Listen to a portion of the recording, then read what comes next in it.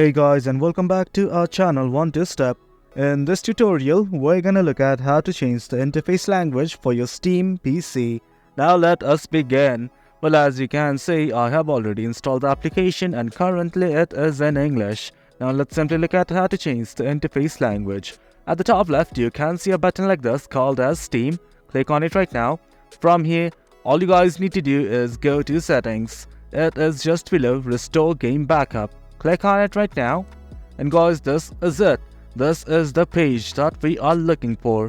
Now all we want to do is change the interface language. Right here, just below notification, you can see a button like this called as interface. Click on it, and guys, from here the very first thing that you are going to see is this thing called as Steam Client Language. Click on the drop down button here and change the language as you wish.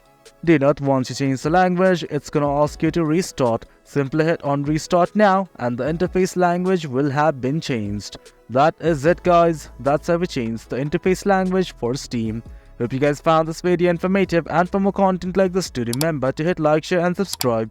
Your support fuels us. Until next time, thank you.